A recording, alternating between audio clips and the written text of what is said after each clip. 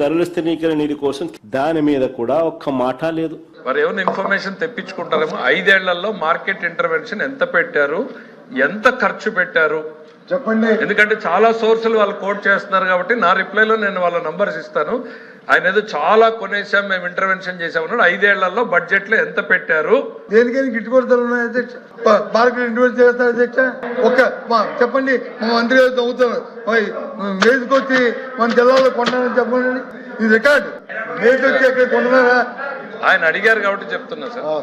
5 ఏళ్లలో వాళ్ళ బడ్జెట్ కేటాయింపులు మార్కెట్ ఇంటర్వెన్షన్ కి ఎంత పెట్టారు, ఎంత ఖర్చు పెట్టారు ఒక్కసారి వెరిఫై చేసుకోండి. నా రిప్లైలో నేను చెప్తాను.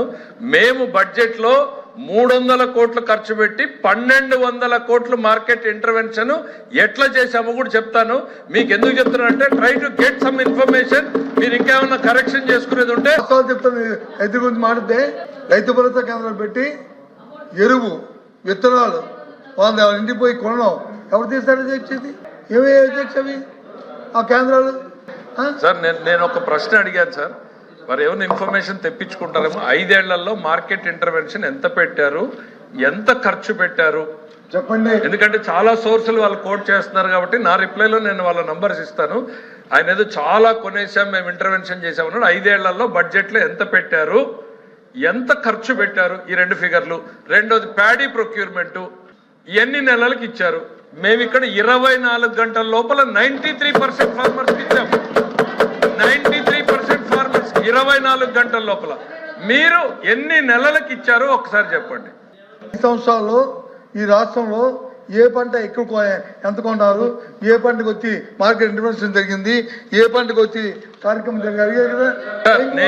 నేను ఎందుకు అడిగానంటే సార్ ఎల్ఓపి గారు, నేను ఎందుకు అడిగాను అంటే మీరు ఇంతకు ముందేమో ఒక కాగ్ రిపోర్ట్ అని ఒకటి చెప్పారు, ఇప్పుడు మళ్ళీనేమో ఇంకో ఫిగర్ చెప్తా ఉన్నారు. కాబట్టి ఒక ఫిగర్ మీరు కమిట్ అయితే అది నిజమా కాదా నేను ఇక్కడి నుంచి చెప్తాను సార్. నేను చెప్పేటప్పుడు మీరు ఫిగర్ చెప్పండి, ఇదిగో ఇంత బడ్జెట్ పెట్టాము, ఇంత ఖర్చు పెట్టాము అనేటువంటిది మీరు ఒక ఫిగర్ చెప్పండి. అది నిజమా కాదా చెప్తాను. ఊరికేదో ప్రపంచాన్నంతా మేము ఉద్ధరించాము అన్నట్టు చెప్తే ఎట్లా? నేనేమి అవట్లేదు అధ్యక్ష. ఊరికి వాళ్ళే తొందరపడుతున్నాను. టైం ఇవ్వండి, వస్తాను. నేను మీదకి మీ ఆఫీస్కి వస్తాను, లెక్కలు పట్టుకు వస్తాను. టైం ఇవ్వండి. ఇప్పుడు చెప్పండి ఎక్కడ అంటే నీకంటే ఆఫీసులు ఉన్నారు, నాకే ఉంటారు.